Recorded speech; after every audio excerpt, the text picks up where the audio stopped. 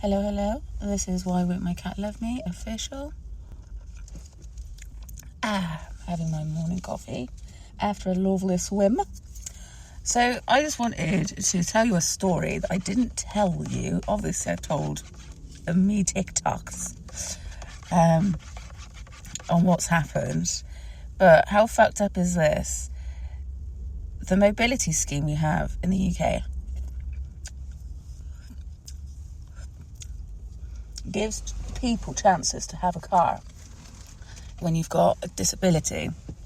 Like, you have to be on a certain level, like quite a high level, to get a car, by the way. Not some made up mumbo jumbo people say, where they think that you can literally say you've got a cold and you get a car. You can go fuck yourself if you think like a dumb idiot like that. So I went and took my mum on holiday to Haven in Cornwall. Yeah, she paid for it. Ooh. So I'm sick and tired of people hearing that my mum's disabled and everyone just thinks, oh my God, I pay for that. Yeah, and so do I. I basically pay myself, if you want to think stupidly like that. Anyway, so I took my mum to Haven in Cornwall for 4 nights. It was meant to be a mobility disabled caravan. So we booked months, about 6 months plus ago, so we could pay instalments, so she gets a good place. And we should have really left probably after 2 nights, because where we brought some mobility aids with us, we didn't bring all of the bed aids with us to help her get in and out of the bed. So her back was killing. So unfortunately she just wanted to stay in most of the time and then just go see the evening entertainment, which is fair enough. But it was me and my children there as well. So we used to just go to the beach and everything. And obviously Cornwall, beautiful beaches. And so we had fun. We were pretending, we were like hunting dragons and stuff, not to hurt them, but to save them. And blah, blah, blah. And then we left. So for me, it was the most boring holiday I've ever been to, just because I think when I go on holiday, I usually have things to do every day. With our children, you just do one thing a day. But on some of those days, we just did absolutely nothing, which is fine for my children because they found it fun to just go around the campsite, to be honest, on her mobility scooter. And that she also paid for, by the way. Because otherwise you can't get a car as well. You have one thing and not the other. And so they were having fun messing about like that. And they were fine with having a lazy holiday, where I'm just not used to it at all. I mean, obviously when I have days away on my own, I'm hiking, I'm walking constantly and doing something for at least 12 hours plus a day and stuff like that. And maybe I need to like fucking chill my boots next time. But anyway, it's going back on being this annoying.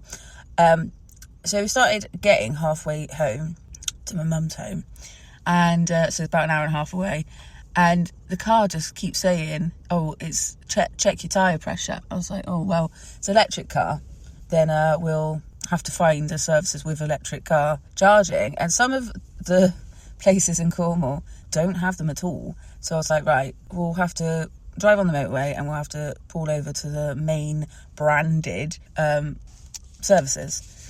And even though we didn't use a branded one on the way up, but on the way back, where the fuck are you for the chargers? So then all of a sudden, it was like the car was it's very windy. So I thought, it was the wind. And then I was like, this is getting too ridiculous. Like, this car dings at anything. It thinks you always constantly don't have your hands on the wheel. It always thinks that you're trying to crash into a fucking field. It thinks the car across the road that's parked is coming to kill you and all this shit. But no, this car did not ding when I was like, fuck this. This is getting too annoying. I'm going to have a look to see if the tyre is completely flat or something. Got out. The tyre is fucking proper ripped. Like, it's blown out properly. I wasn't driving on metal or anything, but it was split in half. And I was like, shit. So, annoyingly, when you get a car nowadays, they don't provide a spare tyre. But also, you would think, thankfully, the mobility people give you a card that you can press a button to say SOS. And we've never had to press it before, so we didn't know how it worked. And nothing happened, obviously. So I said, right, well, you're going to have to ring up your insurance if you haven't got any, paperwork that says, this is your AA or RAC or whatever, green flag, whatever, and roadside recovery. And I said, because there's no phone here to come get us, because sometimes on the UK laybys, you've got a emergency phone to ring up roadside recovery, and nothing. So then I ran out, tried to find all this information, because we're in the middle of nowhere in a motorway, because I've never had to pay attention to half of this shit before, because it's never happened to me on a motorway. And so I said, right, ring your insurance, blah blah. So it's the RAC, great. Then it gave us a link through the phone saying basically communicate through that, through an app. So we did all that. We didn't use the app, we used just a link that went into the webpage. But now we're just not talking to any human. And it was there saying we'll have to wait for 3 hours for someone to come out. And it was like, oh my God. Because we left dead on time, like before our checkout time, because we were like, well, we're going to get home by like lunchtime and all that shit. And then, I can go home and relax. And obviously my little one was like, oh my God, but she thought it was still fun. They thought it was so fun. And then, I had a random phone call then after 2 hours saying, hello, I'm in recovery. I'm going to come and pick you up. I said, what you talking about? And he said, I'm recovery through the RAC. The RAC has given me the task to recover the car. I said, right, so you're taking it to a garage? She went, yeah. I was like, right, yeah, sort of expected. It was a proper blowout. And they obviously can't provide tyres in the RAC, whatever. Some do, whatever. And then, turns out it's a very lovely guy. And he was like, yeah, by the way, whenever I have taken anyone through the RAC and they said that they're going to be booked for a garage, I usually turn up and they haven't been booked at all. And I was like, oh, right. And he goes, yeah, I'll be booked to take you to this quick fit. I said, right, okay. Trying to ring in. He was like, so I would ring your insurance. Rang the insurance. They were just fucking pointless. So by obviously them, my mum's panicking, so she's fucking getting angry and all that shit. So I went, right, can you just tell me exact quick fit? Because quick fit in the UK works with mobility scheme. So I said, can you give me the details of the quick fit that we're going to go to, so I can just ring them directly, because I've had enough of all this stuff already. And he's like, yeah, sure. And then he's like, yeah, it's that, because I googled it. He was like, yeah, that's the one. And then rang them up, and lo and behold, it was, no, we have no recollection that you are coming. We don't do fucking, and he literally said this, we don't do fucking emergency tyre recovery. I was like, what? And he goes, yeah, I don't know why they've told you you're coming, because we're booked up till Tuesday. It is Friday morning, and it's an hour and a half away from our house. Well, mum's house. And I was like, oh, fucking hell, right, okay. And he goes, but all I could do is ring up my sister garage and see if they're available. I said, right, I'm going to have to ring you back, because my mum was fucking shouting all the time and getting all her knickers in a bunch. The man's talking to me as well on the motorway. So it's loud as fuck. I've got two people talking to me, one talking sense, one fucking not talking sense. I've got my little ones in the back trying to ask questions all the time with a fucking stressed out nana. And I was like, I'm going to have to just ring you back, because I have no clue what this plan is at all. I didn't even know this guy was rocking up to take us. It was going to be RAC. So then the guy that was there, the recovery guy, was like, look, I'm going to ring up my company and I'm going to get them to get the RAC, because it's just taking too long and it's unfair to keep you all here whilst insurance people mess about. So he said, so I'm going to ring on behalf of you to try and get you home. I was like, oh, that's amazing, thank you. So he disappeared for 20 minutes. He come back, he was like, yeah, so what we're going to do is I'm going to have to drive you. I can't take you all the way home. I said, fair enough. He goes, but I'll have to take you to the local motorway services, leave you there, and then get you a taxi to go home. I said, okay, cool. And he goes, so I'm going to have to take your mum's car and put it in storage until Quick Fit is available, to put you in. He goes, but I'll sort all that. So, right, okay. So we went to the motorway services, over 10 bags, obviously because we got mobility stuff with us, everything. So yeah, over 10 bags of stuff, and it started fucking pissing it down. I told my mum and my kids to just go inside, and I went outside with all our stuff. And this woman kept coming out, bless her. I said, we're not hopeless or anything. She said, oh no, I didn't think that, I just thought you were in trouble. And then I said, like, taxi coming, blah, blah. I said, I hope you've said, this now to my mum, that we need at least a minibus or a people carrier to take us home, because we've got 10 bags with us. And obviously, these people don't want, even though your class is a registered carer for them, they don't really want to talk to you at all. They will only really talk to you if the person you look after forces to phone on you, or you're on loudspeaker. But because we're at motorway services, outside, it was so loud, I was like, just go inside and sort it out. I've had enough already. I've had to lug all these 10 bags from 3 different places now to put it in a safe area. And then the taxi turned up. Yes, it's what you thought it is. It is a very small, fucking normal sized taxi. And the guy was like, I have no clue how we're going to put all this in. So I said, luckily, most of the stuff is soft. So I was just punching it in the boot. And we had to just Tetris, me and the kids in the back. Don't worry, we all had our seatbelts on and everything. And it was the most stressful day ever. We didn't get home till 5:30 at night. After thinking we were going to get home at like 1 o'clock in the afternoon. Yeah, we waited for another 4.5 hours to get home. We were wet and everything like that. And so obviously, like, that week, I thought, well, we're not going to hear anything now till Tuesday. Because blatantly obvious, the normal thing to do is communicate with fucking each other. You would think that. No. A week goes by. I go away for a few days and I come back and I'm like, did you contact anyone while I was away, or did they contact? No, I didn't, for fuck's sake. Rang up the insurance because we've got no other information on anything. Oh, well, you didn't put a claim down. I'm like, it is now a week and we haven't heard anything, no communication. Oh, do you want to put a claim in? I was like, right, yeah, fine. If that helps us find the car, fine. Did all the information, took over an hour on the phone to fucking do all this shit, and then they go, oh, so the thing is you need to ring up the recovery. I said, it's a good thing for me that I fucking remembered what the recovery people were called, because I've had no information on any of this. My mum has had no communication from you, the RAC, or anyone that was involved. And it's been over a week. This is a woman with mobility problems. She literally will not leave the house without me being there and without having a car. So luckily I've got my normal car, so I've had to use that. I'm still in it now. I just fancied having a drink after swimming. So yeah, it is now 3 weeks, and 2 days ago, after ringing up the recovery 3 times and leaving my name and number and all that jazz, the only people that fucking sounded a little bit like they give a shit, lovely people though, to be honest, but you know, you put me on fucking red for a few days each time.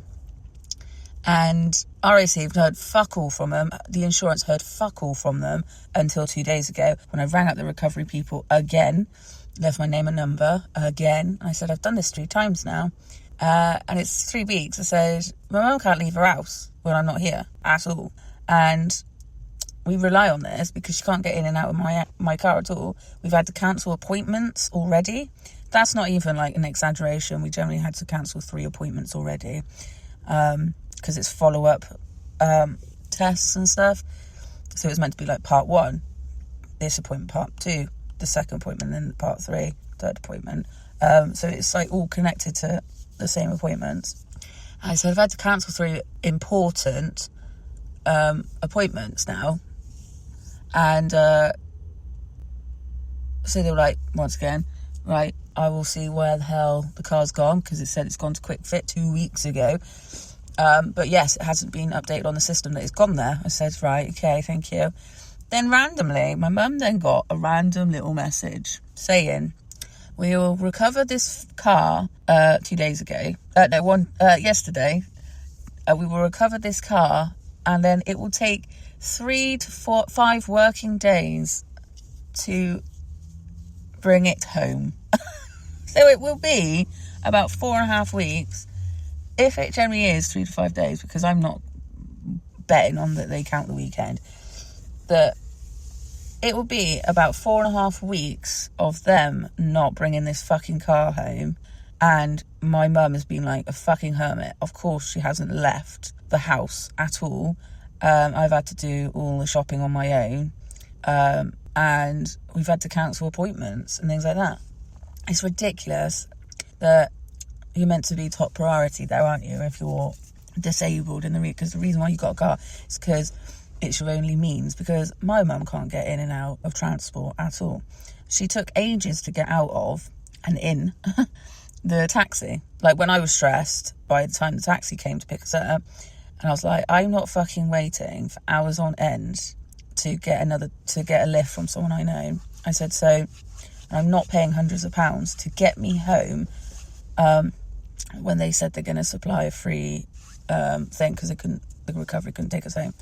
So I said, so obviously I was there trying to put it all in. The guy was just like, I don't know how I'm going to get this all in. I thought, fucking hell. He's literally only had like a fucking old lady with a shopping bag. So I just put everyone in. I just Tetris all in. I put the walker in, everything. Kids, me, mum. Mum was just constantly whinging. She can't get in. Help, and all that. And I was like, oh, fucking hell, this is going to be horrendous. So luckily, my mum had to sit in the front of the car, so she couldn't talk to me. And then on the way out, fucking hell, she couldn't get out of the car properly. Because the thing is, I took all that 10 bags of stuff out of the car. But I had to leave her scooter in the car. I had to leave her steps and other things that she uses to get in and out, or off and on things, or out in and out of things. Because I was like, it's blatantly obvious I'm going to have to carry this all, because my mum can't grip with her hands or anything. And she needs to sit down quite quickly. I'm not standing. So I was like, so just leave that all in there. The guy was very nice. Obviously, the recovery guy was nice. He was like, oh, no, like, bring this. I said, no, I can't. I said, they're blatantly not going to, I already fucking knew what was going to happen. I said, they blatantly won't send us a big taxi. It will be a fucking normal car-sized taxi. And I said, I don't want to risk doing 2 trips and have to spend hundreds of pounds to fit us all in. So he's like, okay, fair enough. And then, bless him, he was lovely. But what a fucking stressful day. And for it to be 3 weeks plus now that we haven't seen that car. I said, the worst thing that would happen is that they've recovered the car, brought it to my mum's house. One, they didn't charge it up because it only had 30% on it. So that's why I was like, let's stop when we need to charge. Oh, because we need to charge. Or they, one, don't charge it, but that's fine. There's a charging point like 10 miles away, so plenty. Or what they'll do is they'll bring it home with the fucking busted tyres still. I am dreading that. If it was like 4.5 weeks, we had to wait, and the tyre wasn't even fucking done. That would be fucking horrendous.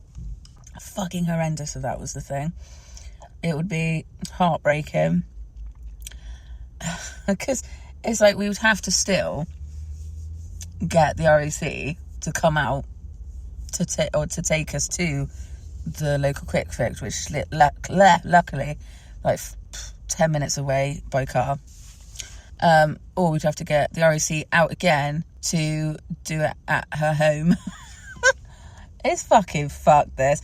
Like, can we now admit how much we don't give a shit about 1, women, 2, families, 3, disability? Time and fucking time again. And also I found out last night when I was reading a study to show that there's studies going on that since 2016 to onwards, that people did studies on court cases of rape. And they said, if they think you're not attractive and overweight, they will most likely not convict your rapist. If they think you are too attractive, they also won't convict your rapist because they think that you've enticed them to rape you. Isn't that fucked up? And what was the other study? It's like Women's Aid did this study as well, where it was what is it? I'm going to think. Study of rape cases again, of showing that if they don't really have an understanding of what rape really is, they obviously won't give the victim any sympathy or empathy at all, and they won't convict the perpetrator at all, because a lot of people don't really understand rape at all. You literally can say no at any time and you need to back the fuck off. It don't matter if you're bollock naked with each other, kissing and hugging away and lying in a bed or wherever you were getting hot and heavy at. The second someone says no, you need to fucking stop. You need to stop, even if they say yes and they seem rigid or they just seem very worried and scared and panicked. Then you need to reassure them that it's not going to happen and that it's fine to say no to you and things like that, and support them. But yeah, people don't seem to understand what rape is at all, and it's fucking weird as fuck that you can't understand anything. It's a bit like when it's like bullies as well. Like, obviously bullies and rape is very different, but it's like when you see people where they were your bullies and they're very confused why you still fucking don't like them at all. It's because it's on your mind forever. It changes your mind. I mean, the amount of people I've seen that have been bullied, and I was bullied by the same people, and then they've turned into the cruel people. Like, they have turned into a nasty bastard and a cruel, a selfish person. But not in a selfish way that society thinks, where because they're putting themselves above other people to better themselves or improve themselves or anything like that. But the selfish way of you drag everyone down with you when you're at rock bottom. That kind of selfishness. And people who bully just don't see it as a problem.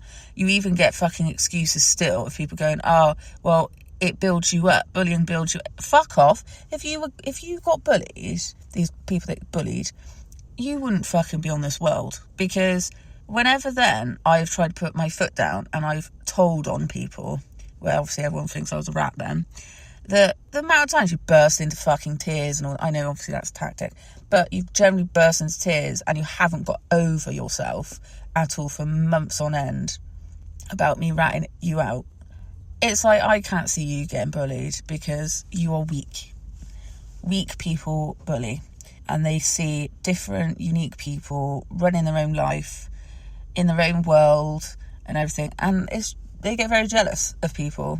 They get very jealous of people that, because a lot of the time, people that get bullied don't realise that a lot of people do actually like them and are watching them in a nice, well, it sounds creepy, but like in a nice way, like they think high of you or they think positive of you and stuff like that without you knowing it. And you don't know that, but the bully does know that. So they obviously try and break that because they want the attention and stuff. And it shouldn't be an excuse, once again, to any crime, that because you've come from a crap background doesn't mean you have to be a prick and stuff like that. And the power-hungry teachers, because always teachers try and make out, oh, I don't believe in this either, I think this policy's shit as well. Yeah, so you fucking say, but you're straight away the teacher that bollocks you and rats you out like a fucking dirty rat yourself. And yeah, I could never say I've got a favourite teacher, because they ended up ratting you out if you ever confided in them, and they'd rat you out to other teachers you slagged off, or in their eyes you slagged off, but really you're there saying like you're getting bullied by another teacher. They'll rat you out. Never trust anyone, a teacher. Never trust an adult when you're a child. Never. Because one is predatory, by the way. Like people say, when women need help, you shouldn't really go to a man, they say, but I don't know. Depends who's around, innit? But that's also because it's high risk that man will attack you. If they think, I saved you, now you have to give me something for saving you. Which, horrendously, I've seen a lot of films that are like that, where you're damsel in distress, and then as a thing, you give your body away to them. It's fucking fucked, innit? All these films and shit. But anyway, and then we tell children, don't go up to, if a man comes up to you asking for a child's help, or any adult comes up for a child's help, you know it's wrong. And there's men around with the same strength as you, why would they need to ask a child? It's the same thing. If you're a child, I'm sorry, but a lot of people might think, oh, well, this teacher was my mate, or they listened, or whatever.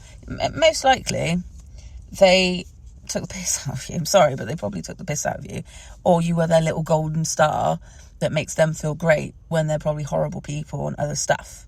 And never trust an adult. Never trust an adult when you don't have the equal authority in the situation. But anyway, once again, I keep going back and forth. But once again, Mobility UK should be fucking ashamed. Your scheme is not working. It's fucked a lot of people over. Especially because, once again, communication is a lack of, again. When it's very people-centred things, the communication seems to be fuck all, you know? You got police, court, teachers, mobility things, care, healthcare, any health, social care, people-centred things. People seem to be lack of communication on that front. It's so fucking annoying and weird. Very weird. Yeah, I thought I'd have a little rant while I drink my drink. Oh yeah, and also when I said we got home at 5:30, obviously that was my mum's, because I didn't drive to my mum's before the holiday, because I'm a second driver on this car, so that's why I had the car first before we went away to pack all our stuff up and then drive to my mum's and sort all her shit out. So that meant me and my children, had to get home 2 hours later ourselves, because we were sorting my mum out with tea, meds, all of her stuff she needs, moving all the bags around again, emptying them and all that stuff to get out of the way so she doesn't fall over stuff. She's got a power chair at home, but it's not suitable to get into the car. So that's why my mum's on a electric mobility scooter and stuff when she's out and about. And yeah, it took 2 extra hours to get home for me and the kids, because we had to get her ready and sorted and stuff, and we couldn't just jump in a car and go home. We had to get a train, then we had to get a bus to get up on massive hills and stuff to get home. So yeah, so we didn't get home till 8 o'clock at night, which is a very stressful, very long day for little ones and for me. So yeah, it was a right shit show.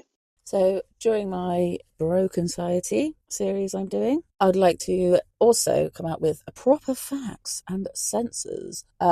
Just shit until it's their own ideology going through. I mean, it's just like now it's come out that once again Katy Perry's been a fucking pervertly menace again. Because Ruby Rose, she's one of these people where she started the Me Too movement, and she said about Marilyn Manson being a fucking cunt, and no one cared. They cared a little bit because people don't fancy him.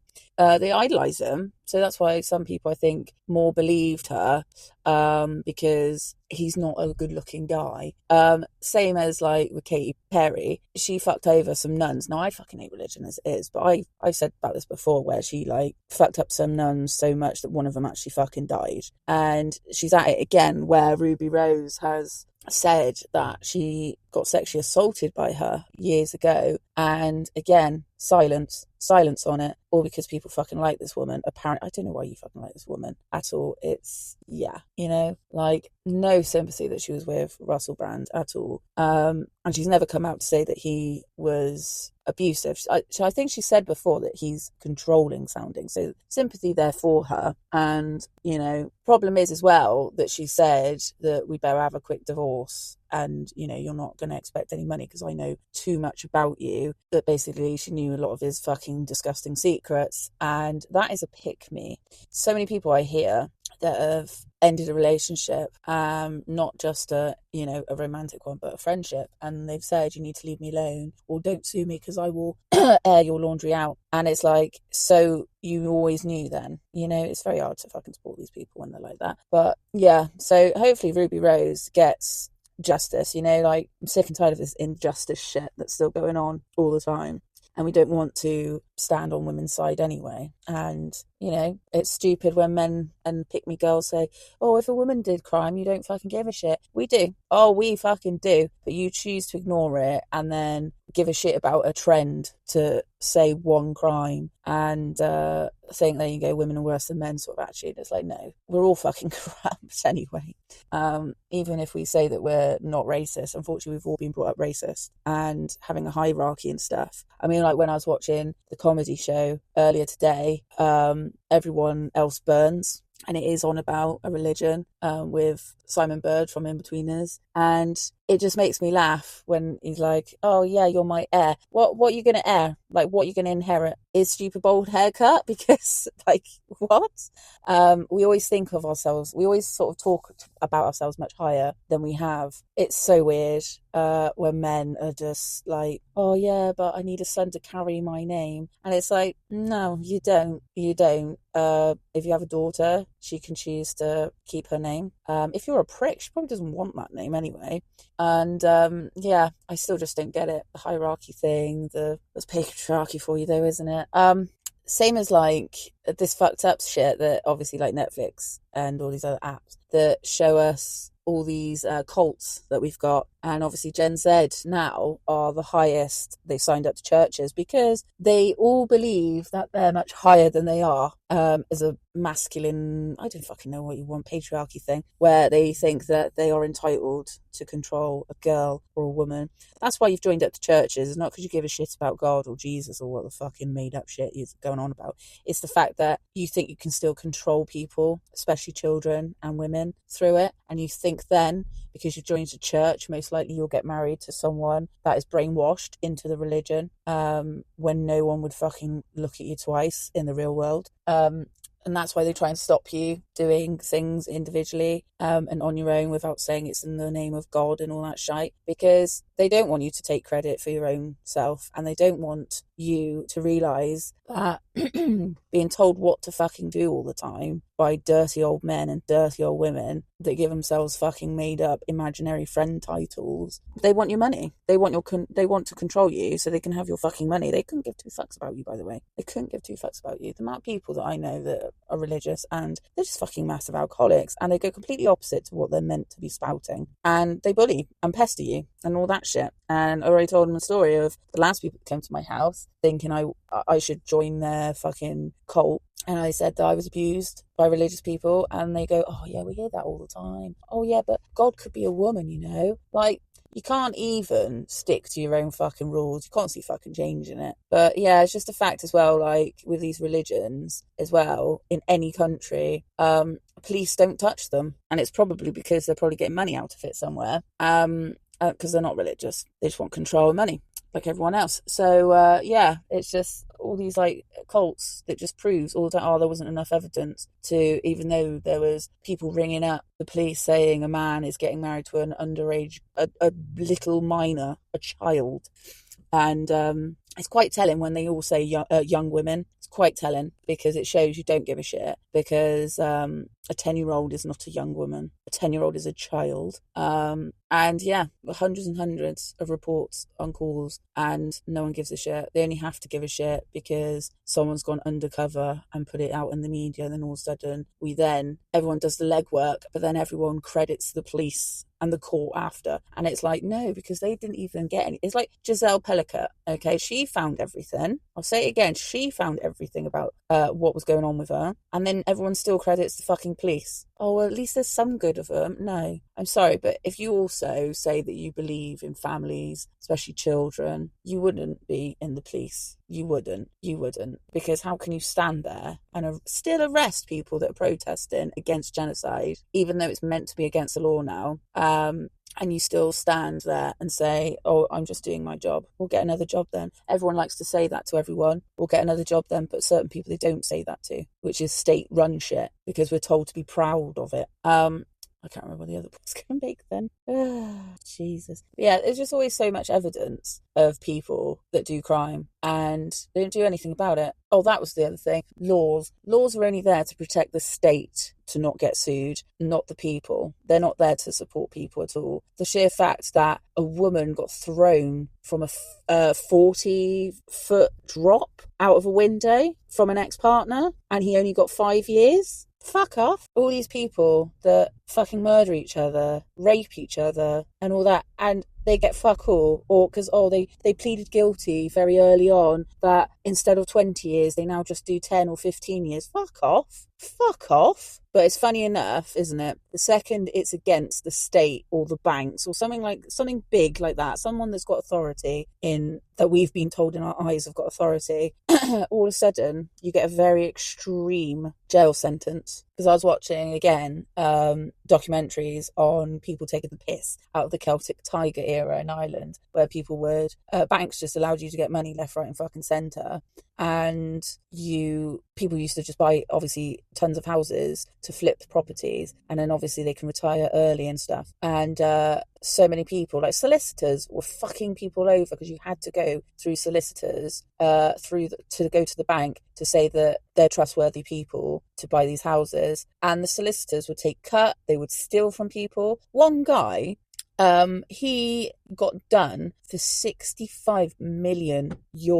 He stole that much money from people, and none of these people get this money back at all. All these people are like, I'm now 60 or 70 and I have to work till the day I die because that was my retirement money too. Because obviously they do the trust and charming thing where they're very nice people, they go around your house and they have tea with you, or they invite you around their house and they pay for things for you, and then they buy houses off you and give you good profit. And then afterwards, all of a sudden, nothing. After a while, they just then think, right, my chance to scam people, and they fuck everyone over. So it's funny that all of a sudden now, when people are trying to sue the banks for allowing them to approve this solicitor for them to have used, that all of a sudden they throw the book at these people, but the banks don't get sued for allowing that to happen and not doing anything about it. And same as the guy who leaked what was it, Grand Theft Auto, God knows what it is, number, and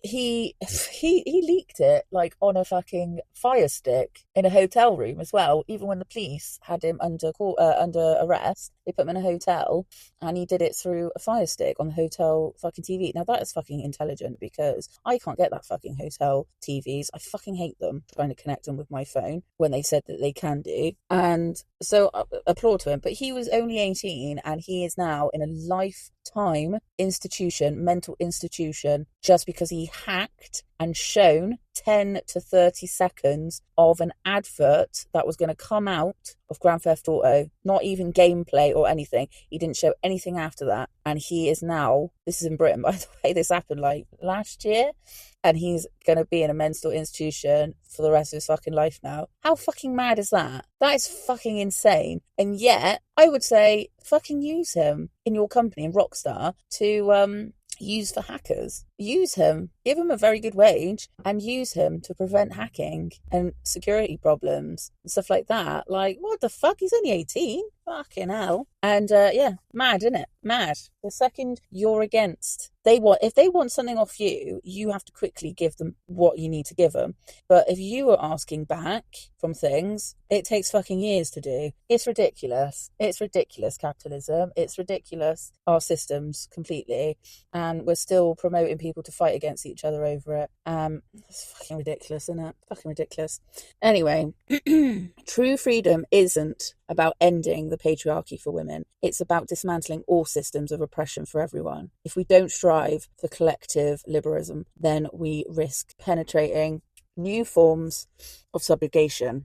A revolutionary spirit is essential because your partner isn't committed to freedom of all. They may inadvertently support a system that keeps any of us enslaved. Sons were suspects in almost 1 in 5 killings of women recorded in the UK over the past year. Sons were suspect in almost 1 in 5 killings of women recorded in the UK over the past year, according to new figures showing the highest annual rate of suspected femicide in 16 years covered by femicide census. The independent project recorded 19 mothers killed in cases where their sons are suspected out of 108 women killed by men, or in cases where a man has been charged in the last 12 months since the last International Women's Day. This means suspected matriarchide accounted for about 18% of total. Often the men who have killed their mothers have histories of abuse of their earlier partners, so they have moved in with their mother after their relationship has broken down. The latest figures show early femicide census analysts that found more than 170 mothers were killed by their sons between 2009 and 2021. In its 2000 Women report published last year, the organisation said nearly 1 in 10 women killed by men over previous 15 years were mothers killed by their sons. The report found mental ill health was a factor in in 58% of femicide cases recorded over that period, adding to calls for closer scrutiny of links between domestic abuse, mental health provisions, and adult family dependency.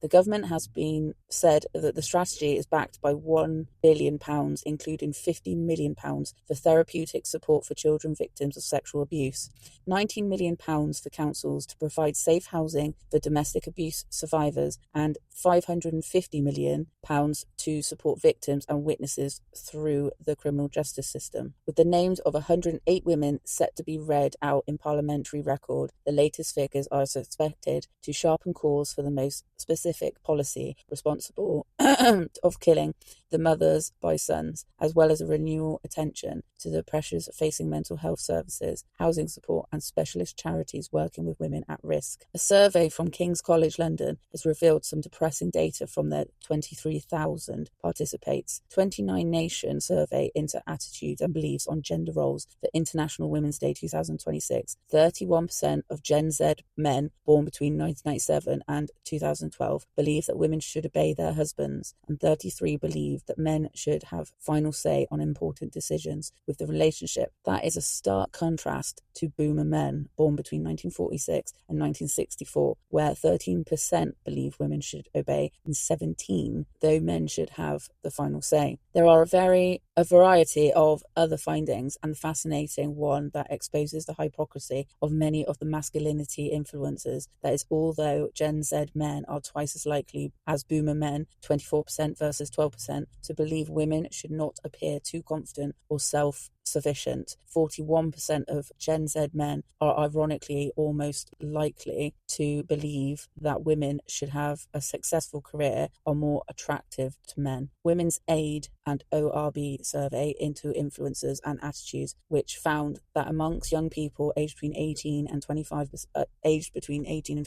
years old, 31% felt that there should be a dominant partner in a relationship, where 23% felt that consent wasn't required to have sex with a partner when in a relationship, and 19% felt that it was okay to physically hurt someone as long as they said sorry when in a relationship. In the light of the afterglow of adolescence and Louis Theroux's new documentary looking at the manosphere, there's little doubt that the majority of men who create content that look like it supports men and boys, misogyny, as so much it seems to go hand in hand with negative views about women and girls, and frequently is based on exploitation of women. The truth is that those who have been manipulated and exploited are the men and boys themselves, who are becoming people who display attitudes and behaviours that are actively harmful to themselves, their friends, and more worryingly, women and girls.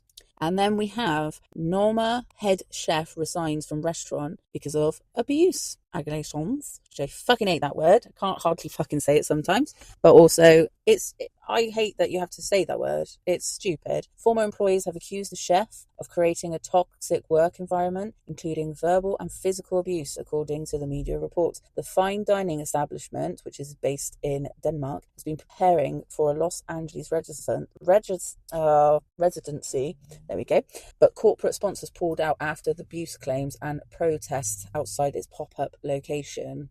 A recent report in the New York Times said dozens of former employees have accused the chef of creating abusive culture in the kitchen and toxic work environment, which included verbal threats and physical mistreatment at the eatery that he founded in 2003. He said he had shouted and pushed people acting in a way are unacceptable, and shared that he'd gone to therapy and found better ways to manage his anger. But protests took to the place outside the Nova pop-up location in the neighborhood of Silver Lake, with some wage rights groups calling for Renzepi's resignation. The thing is, men know that they've done something wrong, so they think to dumb down what they've done. They say that they've gone to therapy, or they say, I've got a mental health issue. Now, these people take the piss out of people that really need this care, and yet we have to give him more sympathy than the women that he's physically abusing and verbally abusing. I get it, he's a fucking chef, but there's no need to generally think that you're fucking better than anyone. It's fucking stupid. It's so fucking stupid that he thinks he's above everyone,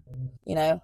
And it's ridiculous again if people say, well, why didn't they just get another job? The thing is, once again, it's not that fucking easy when you work in an environment where it's very toxic. It's very knackering. You can't move on from things like that because you're in an abusive situation. And also, when's the time when you're trying to recharge on your day off, if they fucking ever got a day off? When have they got time to recharge if they're being abused? Because when I've had a stressful day and I'm meant to be doing studying and doing all these reports and things like that, I can't be fucking off some weeks at all because I'm so emotionally drained. You know, even with like having home ed, it fucks up your fucking week if you've had a really bad week at work. You know, everyone suffers around you, so you're not exactly going to be able to get a new job if you're stuck like a ball and chain because they don't pay you properly, but also so you won't have the time and the money to go to interviews or anything, but also you're not going to exactly be the best person to get interviewed. You might come across as a fucking knob because of the way your work's treated you. You've come across as a horrible person now and not the true person you are. King Charles has stripped 9 people of their honorary OBEs,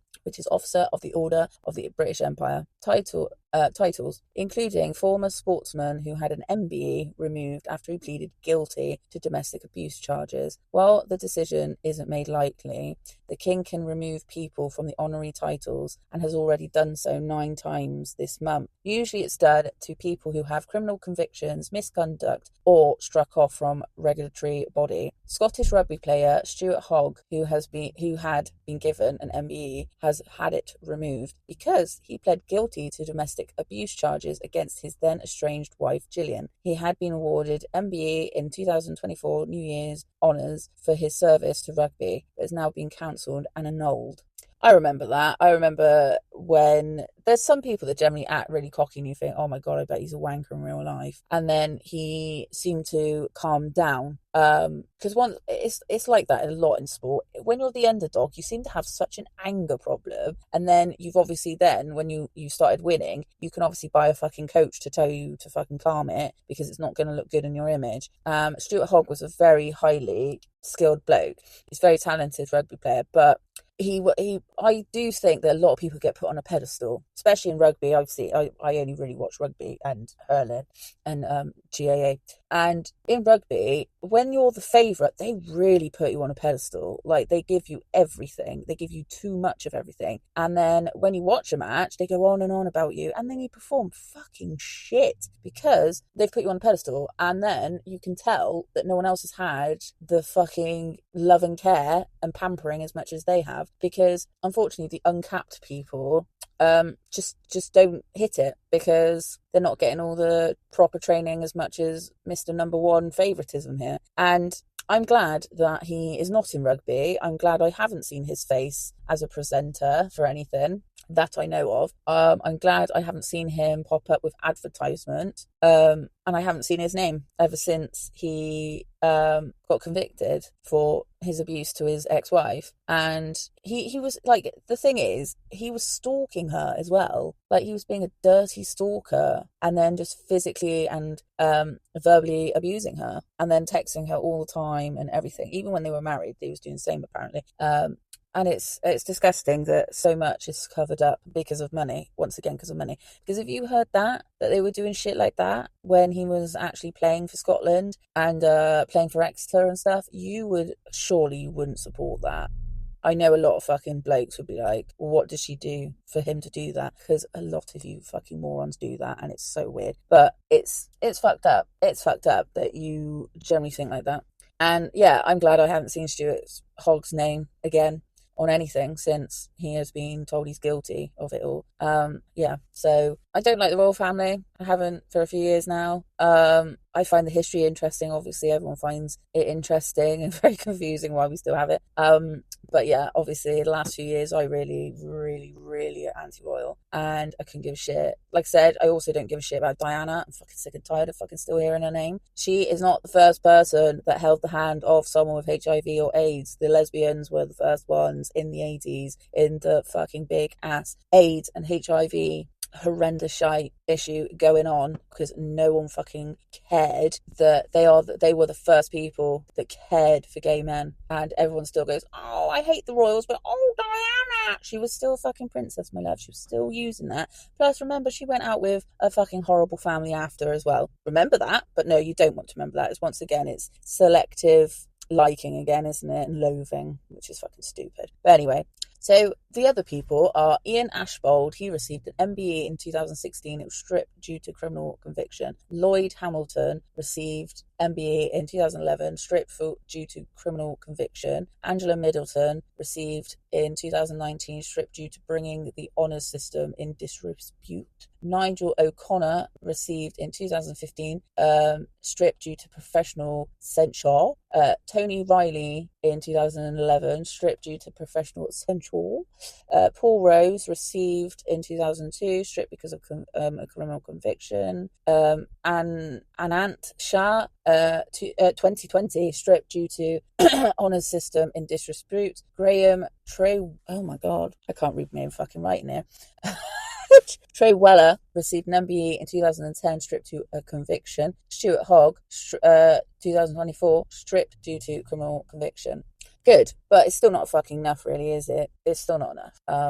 Just get rid of the royal family in it, all of them. 2 women have accused the Spanish singer, Julio, what's his name, Iglesias, for sexually assaulting them whilst they were working for him. He normalised abuse in a coercive, threatening and violent environment. The singer employed the 2 women in his property in the Dominican Republic and in the Bahamas, according to their testaments. The sexual assaults took place in 2021. I really hope, my sweets, you get justice and take the fucking cunts down. All these celebrities that live off our money and live off even more of our money because they usually avoid tax, so we fucking pay for everything and we have to foot the bill of you not paying tax. I hope you get fucking taken down. I don't give a shit that you're an old fucking dinosaur. Fucking get taken down. Children in drug and alcohol treatment. It is found significant disrepute in community care and a lack of state-funded residential facilities for under 18s. Analysis shows more than half of 16,000 children in drug and alcohol treatment in the past year were 15 or younger. National Drug Treatment Monitoring System data shows a 13% rise in under 18s seeking support in 2024-2025. Yet experts and families say that many of not receiving help are needed. The latest data for England tells us rising total numbers. Treatment was assessed by 16,212 under 18s in 2024-25. It marked an increase of 13% on the previous year. About half of those in treatment said that they had a mental health need. How young are they? More than half of the children were 15 years or younger. The proportion of under 14s were the highest on record. Overall, 8 in 10 had started using drugs before the age of 15. Ketamine use rising. Overall, 86% said they have a problem with cannabis use. Alcohol was second at 38%, down from 68. Alcohol was second for 38%, down from 68% 15 years ago. At 9%, ketamine use had almost doubled since 2001-2022. Nationally, 13 in every 10,000 children were in treatment. The northeast of England had the highest regional rate at 22 in every 10,000. That is fucked up. Once again, we just don't care. We honestly do not care. If you have a roof over your head, even if that means you're sofa surfing or you get a meal, even if it's for once a week, systems just go, yeah, you're fine. Yeah, you're fine. And then they put you on a massive waiting list for anything else for like 7+ years, if unfortunately people make it that long, it's fucking mental. Child killer John Venables is set to have his latest bid of freedom heard by the parole board. The 43-year-old who tortured and murdered 2-year-old James Bolger in 1993 when he was only 10, that was when John Venables was 10, James was not 10, he was 2, will have his case heard on an oral hearing more than 2 years after his previous appeal. Venables was released on licence in July 2001, but was recalled to prison in February 2010 after an indecent images of children was found on his computer. He was later freed the second time for the same offence in 2017. In 2023, the parole board rejected Venables' bid, concluding he still posed a danger to children and could reoffend. Yes, fucking course. And also, do you know what's really fucking horrible is that Denise, Denise Bolger, she still goes to every hearing, everything, and half the time she says they don't even tell her that he's going up for hearing, or there's a change of what John Venables is up to. And she said, I had to hear half of it from a newspaper most of the time. But he also has gone round a few times. So obviously they've changed his name and everything. And he has gone round the last 2 times when he was freed, saying who he really was to people. So then they have to put him another again in a witness protection and blah, blah, blah. This man was given a job and everything, a house, everything, right? And he just fucks it up all the time. He gets drunk and he starts shit. And yeah, and he gets rehoused, renamed, everything on our money. And he got found with children porn. Well, not porn, because it's not porn, it's children abuse pictures. And he was put then in a flat where he can oversee schools and shit. It's so fucked. It's so fucked. And unfortunately for Denise Bolger, she recently took a picture of James's grave, and someone's fucking destroyed it. Someone's fucking destroyed his grave and like ripped the head off. It's an angel. I think it's 2 angels on the side attached to the stone and the headstone, and someone's decapitated it and stole the head. And she's like, I don't care who you are, can you just bring me back the head so I can obviously reattach it? That's all she wants. She doesn't want someone to be convicted for it. She's like, it's sick and it's disgusting, and you've hurt me doing it, but bring back the fucking head. And it's fucking stupid and horrendous. So another actor, actor Kiefer Sutherland, another man that everyone thinks is lovely, has been arrested after allegedly, I fucking hate that word, assaulting and threatening a ride share driver in Hollywood, police have said. The LA Police Department said Sutherland entered a ride share vehicle, physically assaulted the driver, the victim, and made criminal threats. The victim was not injured in the incident. The police said Sutherland, 59, was released after paying a bond of $50,000. He is due to appear in court soon. The British-Canadian actor has been arrested several times in the past, and I didn't even know he was fucking British. I didn't know he was Canadian either. And in 2007, he was sentenced to 48 days in jail. Well, at least he's gone to actual fucking prison, even if it's fucking pathetic. 48 days in jail for driving under the influence and violating probation. Well, there you go, because he's been fucking released before.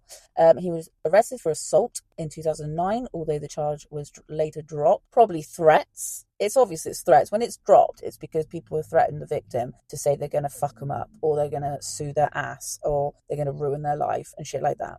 These famous people have always got good people, not good people, but, very...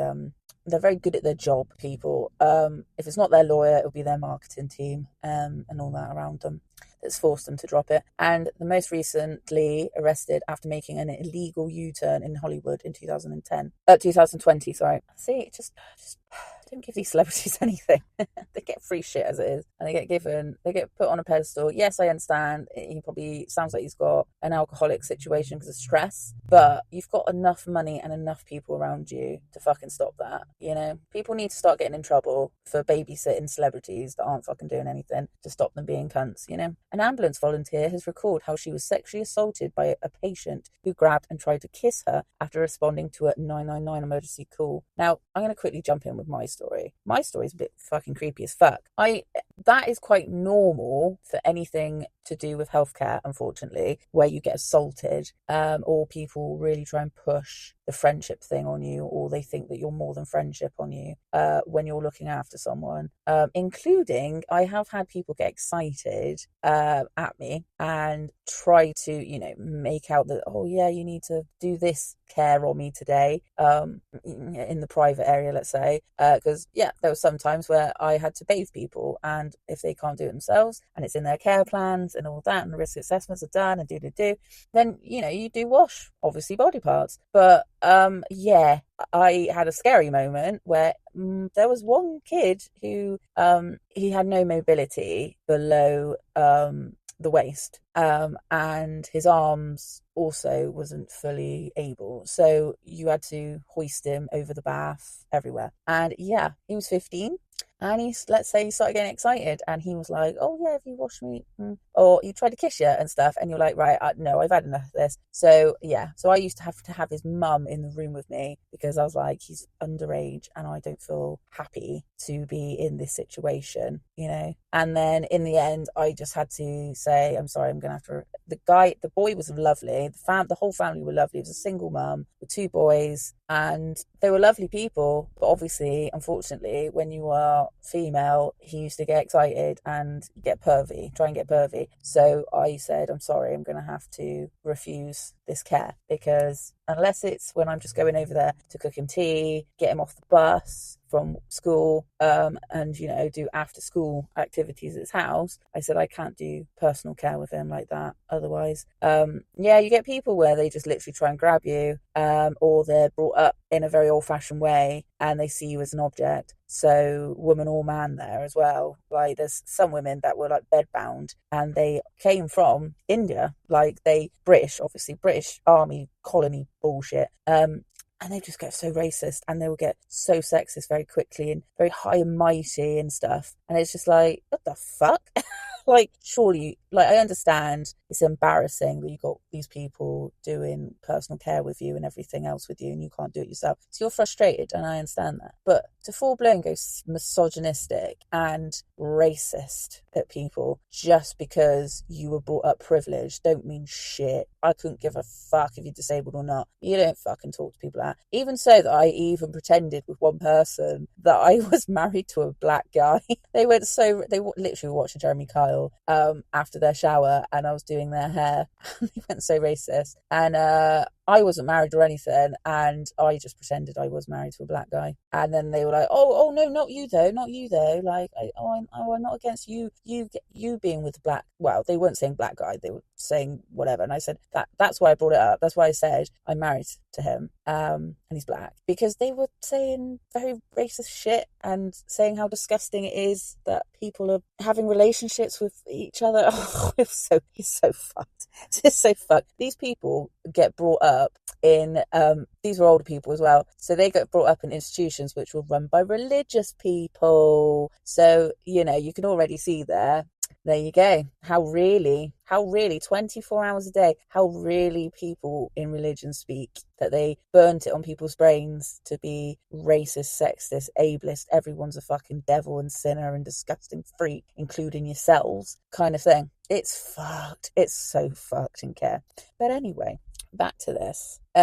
So community first responder was assessing a man who had fallen on a busy road in Cardiff. The 24-year-old said the experience made her seriously question whether she wanted to continue in the role and knocked her confidence. Research suggests that there were 3,000 assaults against emergency workers in Wales between June 2023 and June 2024, so a year, with the Welsh Ambulance Service warning its workers were often confronted with violence and aggression from the public. Yes, that is including, once again, in all healthcare, I would say. When BBC did an undercover, I think I've spoken about this as well before, undercover investigation on adults with learning disability homes. After that came out, people used to verbally fucking attack me and threaten the police on me because at the time I was like 19 when this happened. And most people I looked after were at least 15 years plus older than me. Most people I looked after were institutionalized. So it was their first time of being independent community living. So yeah, they were like in their 50s, 60s. And the second they heard their voices, because obviously, you know, disability can be very invisible. But with these guys, when some of them spoke with broken sentences, all of a sudden they realised, oh, it's not a grandfather situation, it's a carer support situation. And then I would get threatened. I'm going to ring the police on you. It's disgusting that you're allowed to look after this person. I said, I'm taking him fucking food shopping. Well, where's their money? I said, there's nothing fucking do with you. What, are you going to rob him? I said, he has his own money on him. that is it. And yeah, it was fucked. It was so fucked for 3 months. I was getting threatened left, right, and centre, just because I did my job, and they all just presumed we're all like this fucking meant to be care home, somewhere in Bristol. And I was just like, no. I said, ring up my manager. Here's my ID, my work ID. Like, ring up my manager and say, I'm complaining because she's taking him shopping. I'm complaining because she's taking them to a doctor's appointment. Like, fuck off, you silly tits. People interfere always at the wrong time. And then when people need you to interfere, they're never fucking there.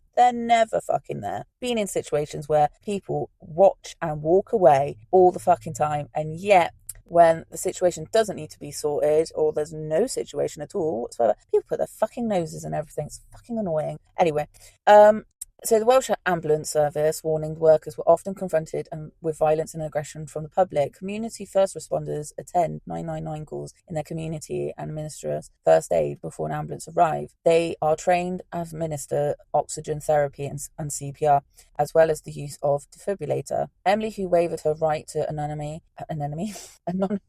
was the first to arrive at the scene in Cardiff's Newport Road, following a 999 call reporting that a man had fallen from his wheelchair. The patient was clear and he didn't want medical attention, but he did want help getting home. So I called our control room to agree next steps, she said. After I spoke with our control and clinical teams, he became verbally abusive and threatened to knock my lights out. She asked the man if he wanted her to leave. He said he was in pain. I offered to assist him, and that's when he grabbed the top of my neck and pulled me in forehead to forehead and tried to kiss me on the lips, Emily said. I was completely taken back that he would grab me in the first place, but he also had a vape in his hand, which for a split second I thought was a knife. Poor Emily.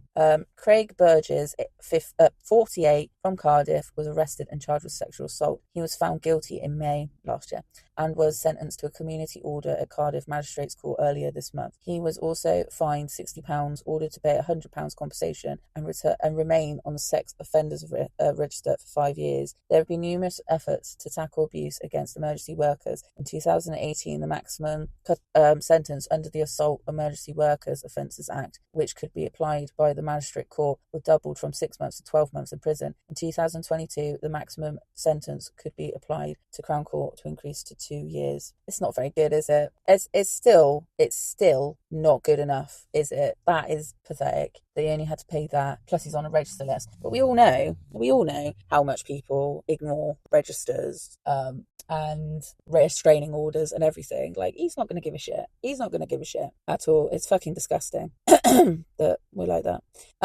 So remember that New Year's resolutions don't have to be about positive changes. You can commit to seek revenge, remain petty, and disrespect your enemies.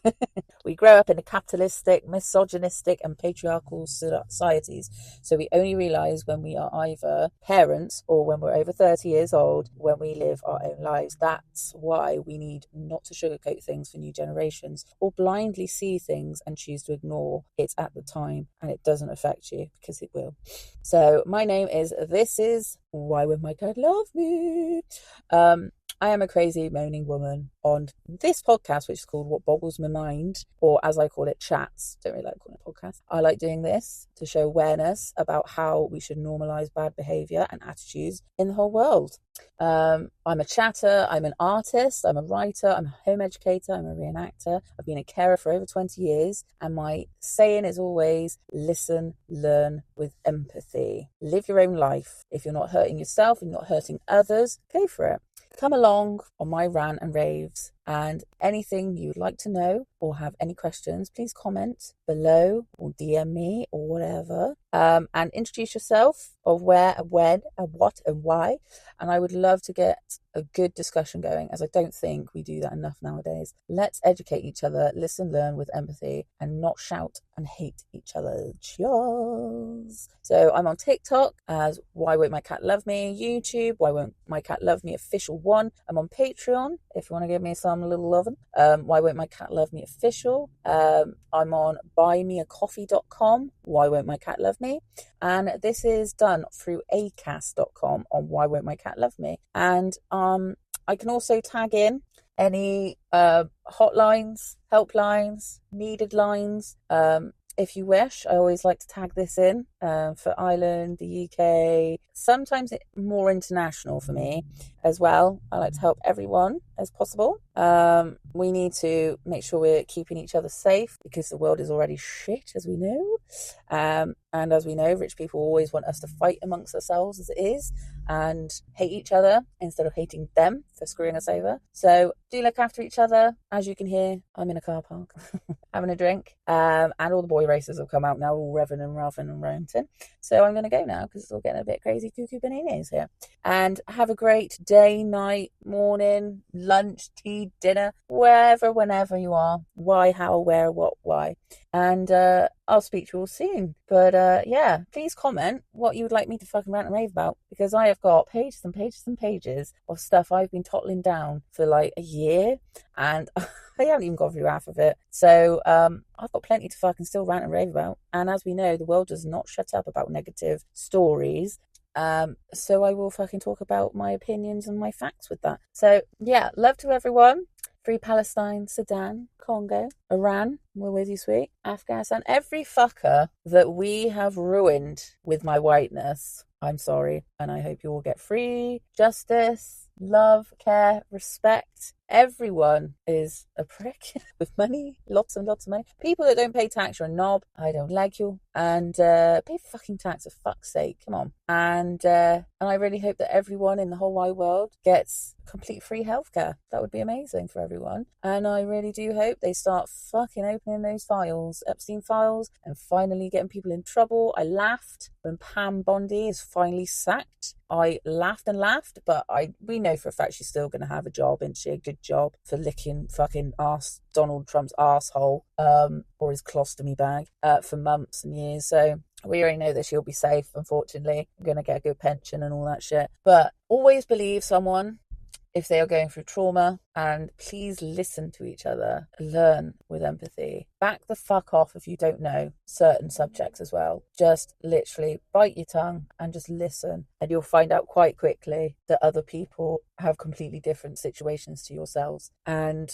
just talk to each other. Don't shout, talk at each other, don't swear at each other, shouting and all that. Well, you can swear in the sentence, it's fine, but just not use it in a hateful way. And yeah, be respectful for each other, unless they're a fucking knob. And yeah, thank you so much for all listening. I know I haven't really been posting very much at the moment, but personal life, and this isn't my job, so I don't get paid to do any of this. So obviously I have to go to work and pay my bills and my tax bills and everything else bills, and be a parent and everything. So yeah, so I'll try and post this in a few days or whatever after my first broken society comes out. So yeah, I was quite shocked that when I was off well, I'm not technically off because I'm always like typing stuff, but generally recording off, not recording anything for like 4 weeks or whatever it was in the end, 3 weeks, I just can't remember. I was quite shocked. A lot of you were still listening, even though I wasn't posting, and that's amazing. I think it got to like 1,500 people were listening in 4 weeks, which is amazing. And I don't expect anyone to fucking listen to anything. I don't think even anyone that follows me on any of my social media listens to this at all, because they never quote anything, they never ask me anything. So if you are the same people that I keep seeing popping up, please comment, or comment on my social medias, or DM me on my social medias or whatever, because I would love to know. I would love to know people's situations, lives. I'm a nosy fucker. And also just subjects and stuff like that, because you all still listen. The same people still listen. I mean, I can't see your addresses, but I can see like what towns, I think, and states. Some just shows me like the state you're in, and some shows me the town you're in, or just your country you're in. But there are a few people that are the same areas. So I presume you're the same people that listen all the time. I'm not sure. But if you are, thank you very much. That is amazing that you've kept at it, because it's like episode 64 this one will be, I think. I don't know, I can't remember. I have to look when I upload this. Yeah, it's amazing. Thank you so much for listening, and I will try and record the next one when it's not people running around and everything, and hopefully when I've got my car back and I'm charging it, so at least I've got some nice quiet time, instead of having my child shouting in the background or the cats meowing in my face, or anyone else shouting around me, or cars or whatever going around. So thank you so much, and I'll record and talk to you soon, hopefully. Bye.